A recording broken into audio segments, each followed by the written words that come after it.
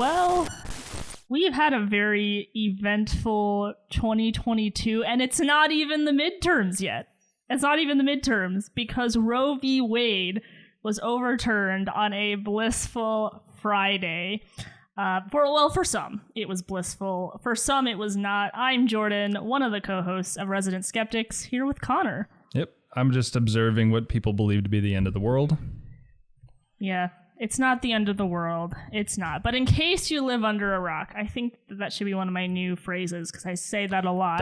That can be your catchphrase, for sure. In case you live under a rock, Roe v. Wade was overturned about, let's see here, June 24th. So I guess we're going on about a couple weeks almost at this point. Yeah. Right? Yeah. Right around 10 days, actually. Yeah, we're getting there. The outcry, the crying in the streets, great stuff happening there. My dad told me, I asked if there's going to be any riots, and my dad is like, no, because mostly these are just white liberal women. They're not going to cause too much trouble with rioting. And I'm like, yeah, you're right, actually, Dad. That's a good point. But there are some. We're doing a very quick reaction video. Actually, I feel like I've been thinking about this for 10 days because Connor did an episode without me, which I'm not super happy about. Like to do Couldn't an episode. be helped. I just wanted to be there to be like, oh my gosh, Roe v. Wade was overturned. It was. Yeah, one of the best let's get days. your initial reactions to that, because I was pretty floored that it happened. Yeah. So my initial reaction was like, this can't be happening. Like, I never thought that this day would come. I never thought I'd live to see the day where Roe v. Wade got overturned. And to a certain extent, I was a skeptical pro-life. Not in regards to like, is life worth protecting in the womb? I'm pretty extreme life at conception. It was more for me, can we actually do this? Right. Are we just fighting against a humongous current? And when it got overturned, I was like, oh my gosh, it happened. And it was like probably one of the best days of my life. It was the best way to end the week.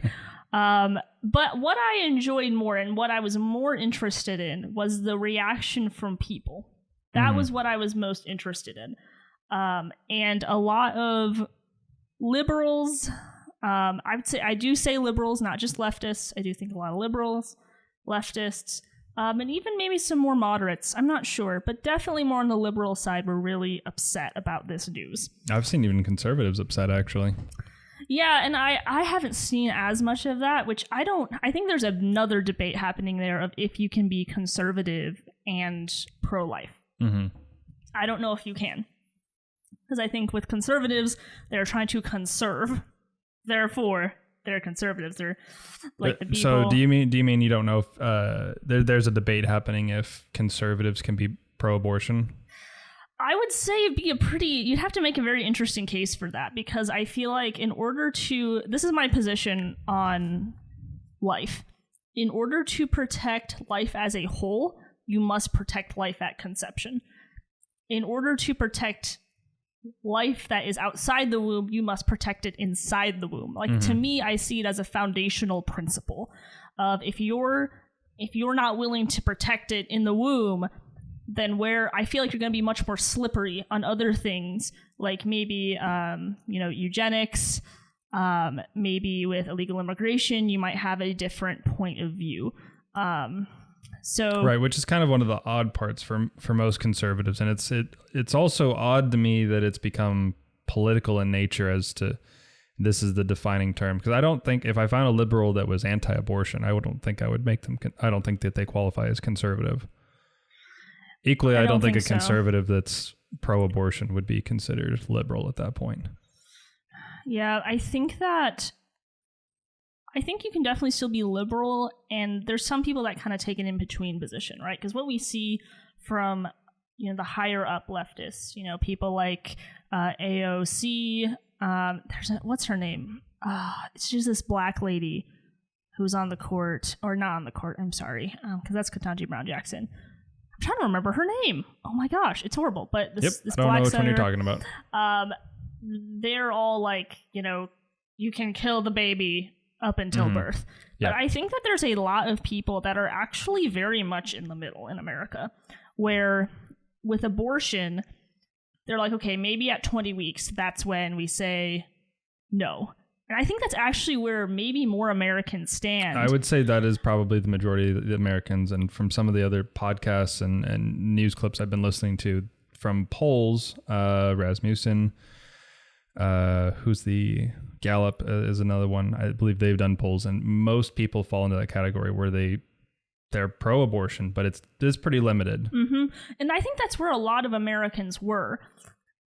And so now that the left has been like, well, we want to do it up until birth, and if the baby survives the abortion, well, the parent gets to decide. I think that's a whole new level of crazy. Because while I disagree with the 20 weeks, it makes more sense. More sense than up until birth. It makes more sense. I can understand why people believe that. But now they're like, well, the left is absolutely bonkers. They're insane. And these American women, they have got to be some of the most despicable women on the face of the earth. I don't understand how we get to a culture where it is an honorable thing to kill your child in the womb and to suppress motherhood. And I think, again, this is when I say that if in order to protect life at conception, you're protecting life as a whole, I think I guarantee you, right? I'm not saying this is true, but I have this hunch that any pro-choice mom is going to be more likely to complain and see her children as a burden than someone who has a value on life. Yeah, well, you automatically, it comes implicitly with the belief that you can even do that in the womb and that it's okay. Right. At least for the majority of cases. Yeah, and I think that this is where the classic liberal argument that abortion was going to be made safe, legal, and rare being the key word there, because a lot of the arguments for them is going to be the incest. Well, there's just regular rape, which is horrible as is. Then you have incestuous rape, and then you have I forget which. I know there's different types of pregnancies where that puts the mother's life in danger. But ectopic is one of them, which is a very different procedure than just removing a healthy baby that, if allowed to continue to grow, would be a healthy child. Yeah, I think that's where some of their arguments initially focused, but it's been extended to where abortion's been used as birth control at this point. Essentially, it is a way to avoid responsibility. It also makes a lot of money.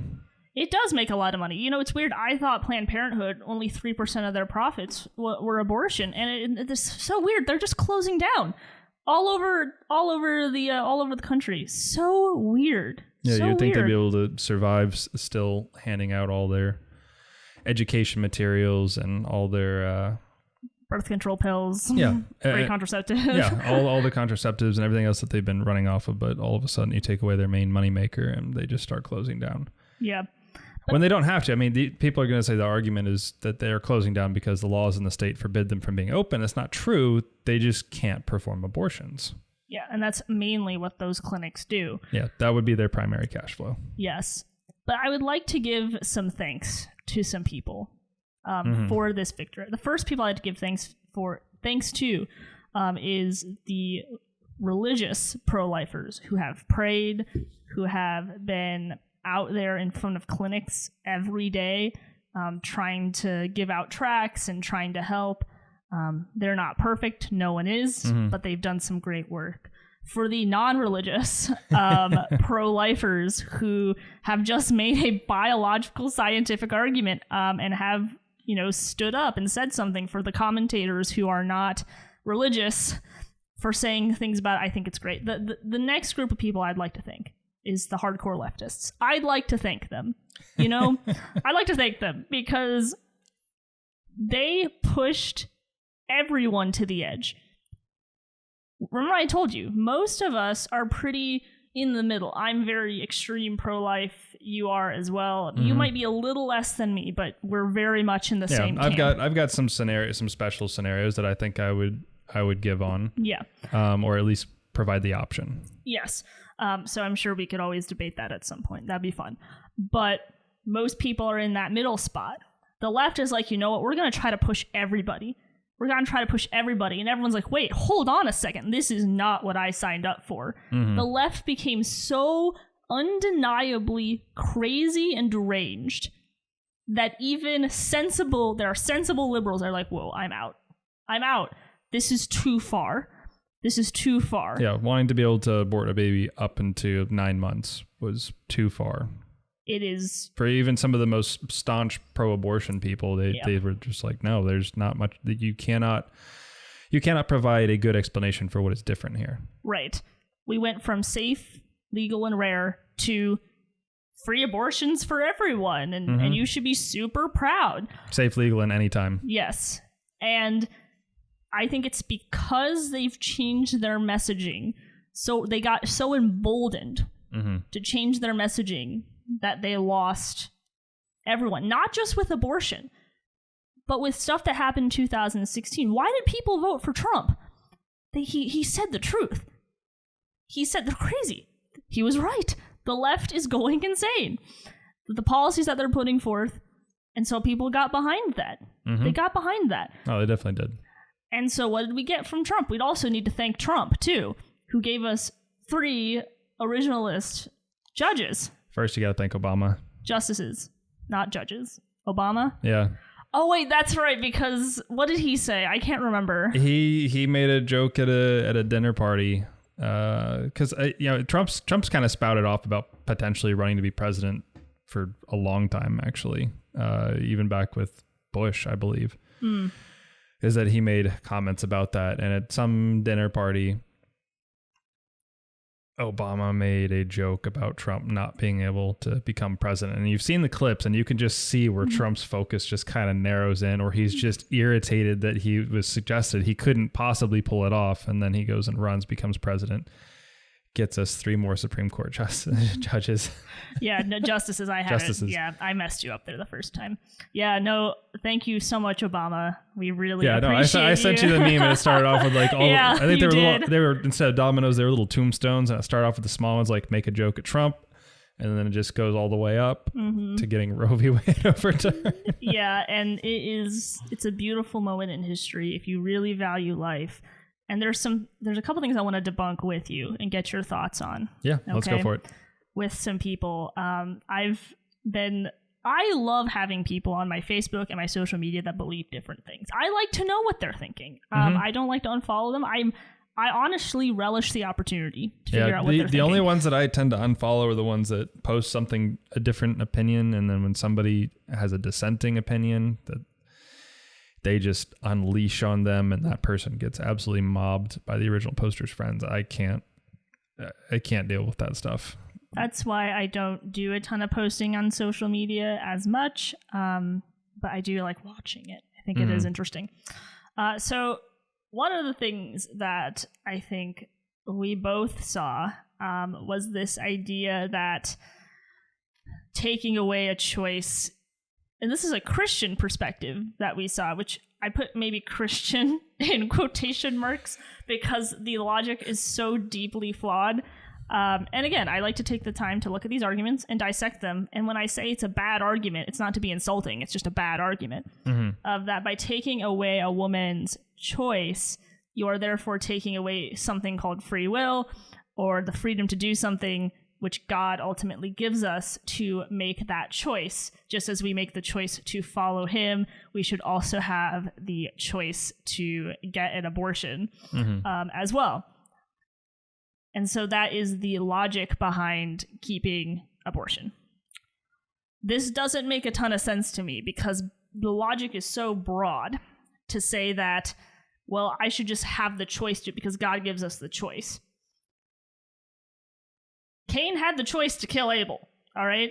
Yeah, I was about to say, we have the choice to just murder people right and left. That doesn't mean that it should be something that is legally allowed, because you could apply that same logic to murder and say... You could apply it to a lot of things. That's why the logic is incredibly broad. You could apply it to rape. You could. They should have the choice to do that. And technically, they do have the choice. We all, within our free will, have the choice to sin. The question is, in a civilized society, should we follow Judeo-Christian values and put punishments upon things that are that serious, like rape and murder and stealing, embezzlement, all those different things that we have? There should be some boundaries on it. You have absolutely have the choice to kill someone. Connor has the choice to kill me while we're recording this video. It would be stupid, but he could do it. But that doesn't mean that he can escape the consequence.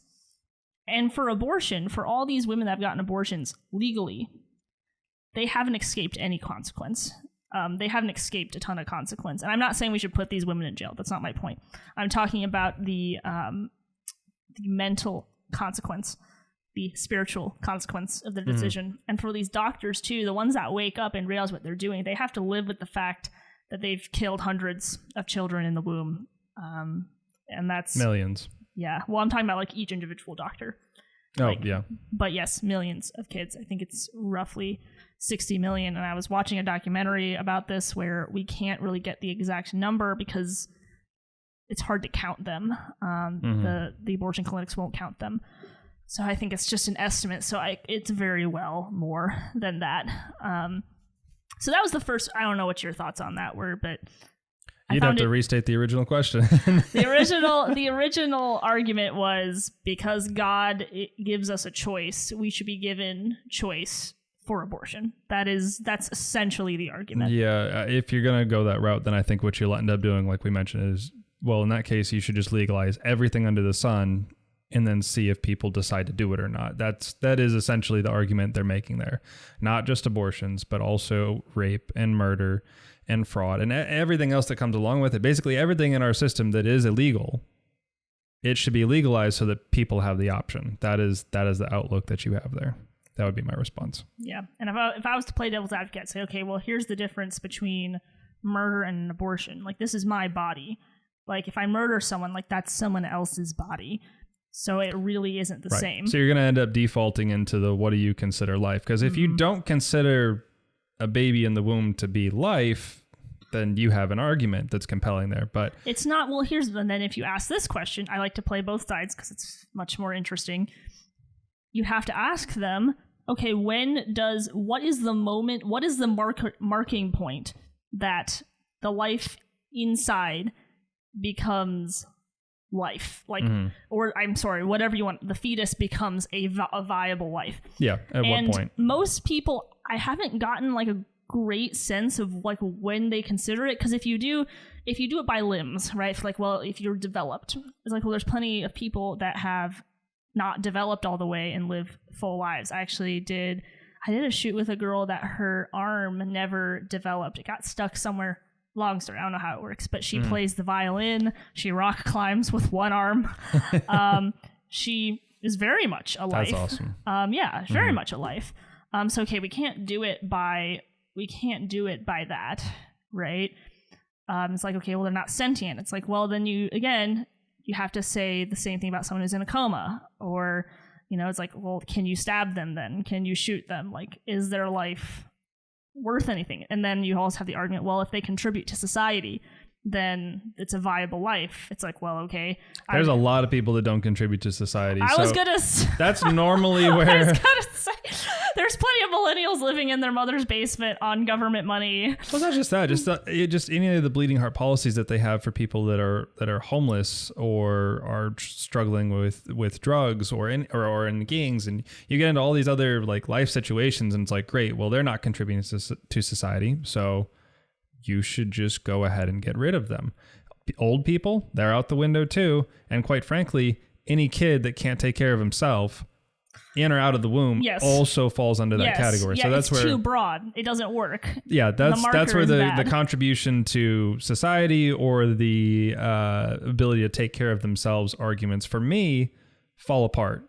Yeah. Anybody that's, I mean, and I guess this was an interesting point that I think that was made, if I remember correctly, I think it was made by Tim Pool on one of his podcasts, and he was talking about how, as technology and medical innovation moves further and further along, these babies become viable at an earlier point, to the point that scientists are even attempting to see about growing babies in pods, basically.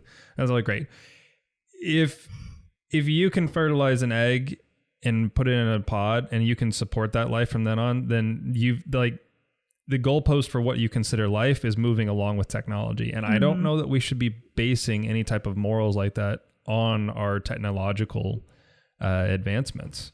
Yeah, I would tend to agree with that argument. I think it's a good one. And if you argue the opposite, that, you know, being supported by technology doesn't make you alive, well, then anybody that's been on a respirator during COVID or is on any type of dialysis machine or has the pacemakers, all of those people should cease to exist as well. So there's too many other categories that come into that. And I'm like, just protect from beginning to end, you know, when they're young and helpless and can't take care of themselves, and then when they're old and helpless and can't take care of themselves. Yep, that's why it gets so dangerous. Like anyone that doesn't contribute to society or can't take care of themselves, by that logic, you should just off them and get rid of them. And Oregon is probably the closest state to that, from what I know. What, for old people? Yeah, for like eugenics. I was trying to do some research on it. We basically had it in practice during COVID with multiple states that moved COVID sick patients. We talked about this. They moved COVID sick patients into old folks' homes, who were the most vulnerable people. Yeah, no, it was criminal. It was criminal. But that was one of the arguments I heard. I thought it was terribly illogical and honestly just ridiculous, where I was like, this doesn't make any sense. Another response that I got was from Christians, and it was the squishiest response possible. I was like,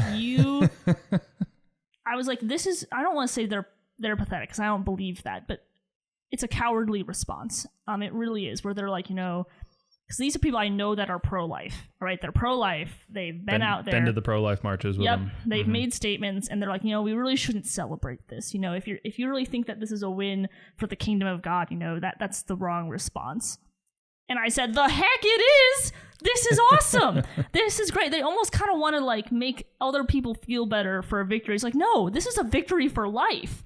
And so I did not agree with that, where I had Christians that were honestly just kind of trying to compromise and like didn't want to make the pro-choice people feel upset, but also wanted to keep their views. Like, it was such a squishy response in my mind, where, you know, if you have a victory over evil, you don't downplay that victory. Or like, oh, we don't want to make our opponents feel bad. I saw a meme where it's like when David like wins a war and one of his commanders whispers like, you know, don't celebrate it too much. We don't want to make the opposing side feel bad. I have to wonder if this comes from the era of our generation growing up with participation trophies where everybody was a winner. Because you didn't want the losing team to feel bad. And you didn't want the winning team to gloat. Now, I don't think that there should be gloating. I mean, celebrate, yes.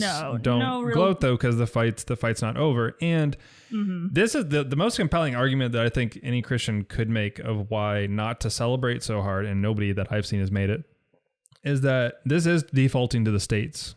And it is very likely there are certain states you will see unlimited amount of abortions at any point during the pregnancy. Yeah, and they're heck, they might even extend it to afterwards. We don't know. And I feel a little bit crazy making that suggestion, but no more crazy than the people that are suggesting that there are states now that are going to like require women to have like ankle monitors on them and to report when they're going to have when they might be pregnant. Yeah, that's crazy. Funny enough, though, there was a draft that I found. It was in Kentucky. There were some drafts for a bill that they had. I'm forgetting the name of it right now. It was something along the line of, you know, save children type of bill. And the official bill looks nothing like some of the two proposed changes. And the two proposed changes was that women of age to get pregnant would have to submit a certification, a notarized certification every month saying if they were or weren't pregnant. And if they failed to do that, they would get, and like, this is legit on the Kentucky government website. But it's not in the official bill that was passed. And I actually plan on reaching out to the author, who was a Democratic woman, by the way.